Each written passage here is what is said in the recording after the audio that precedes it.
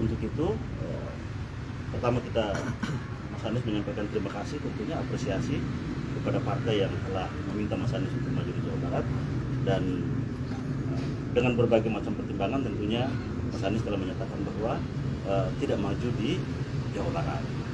Dan insya Allah nanti mungkin pada esok hari akan ada penyampaian secara khusus Mas Anies untuk kebutuhan masyarakat ataupun publik.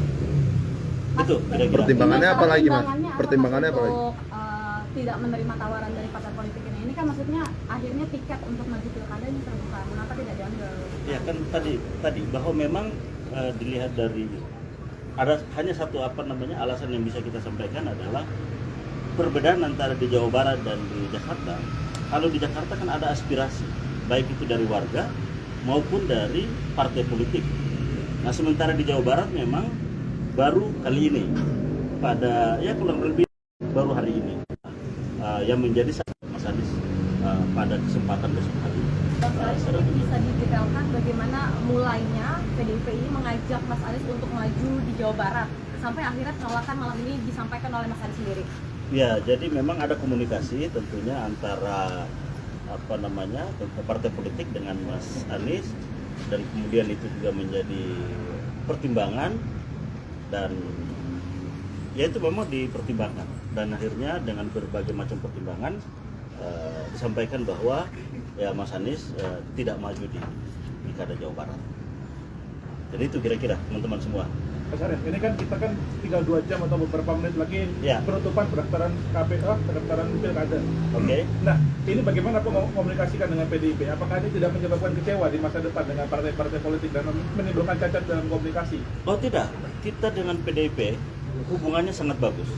Mas Anies dengan PDIP begitu mendalam komunikasinya, intensitas bertemu juga sering, mendiskusikan banyak hal, mendiskusikan pikiran-pikiran Bung Karno, mendiskusikan tentang Pancasila, mendiskusikan tentang rakyat, tentang politik tata ruang, tentang lingkungan, banyak hal. Bahkan Mas Anies setelah selesai bertemu dengan pimpinan PDI Perjuangan, dihadiahi sekitar 10 buku pikiran-pikiran Bung Karno. Dan harapan kita tentunya kerjasama ini tidak hanya di pilkada, lebih dari itu kita menginginkan bahwa nasionalisme juga agamis, nah ini berjalan seiring. Nah, kita harapkan bahwa bagaimana Indonesia sesuai dengan cita-cita kemerdekaan, mewujudkan masyarakat adil, makmur, bersatu. Ini adalah cita-cita juga membangun demokrasi, mengawal konstitusi. Nah, ini adalah bagian dari agenda-agenda penting. Dan kita tahu bahwa PDI Perjuangan kemarin menjadi satu-satunya fraksi di DPR yang mengawal konstitusi dengan menolak kelanjutan pembahasan RUU Pilkada misalnya. Dan kita tahu bahwa Mas Anies juga menyampaikan pikiran-pikiran yang sama.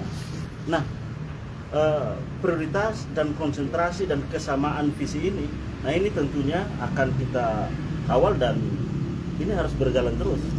Dan soal pilkada ini adalah satu momentum, masih banyak momentum yang lain, agenda-agenda politik selanjutnya ke depan yang tentunya perlu kerjasama. Karena biar bagaimanapun partai politik, Mas Anies ini adalah sosok yang memang ditunggu sikap, pikirannya, keteladanan politiknya oleh warga masyarakat. Dan untuk itu maka kita berkepentingan bahwa komunikasi harmonis ini harus terus berjalan antara Mas Anies dan juga PDI Perjuangan. Mas, apakah ini tadi kan PDI? Apakah last minute masih ada keputusan ini mungkin berubah? Saya kira sudah, keputusannya sudah selesai bahwa Mas Anies tidak maju di Pilkada Jawa Barat. Sudah final. Mas ini kan Download Tribun X sekarang, menghadirkan lokal menjadi Indonesia.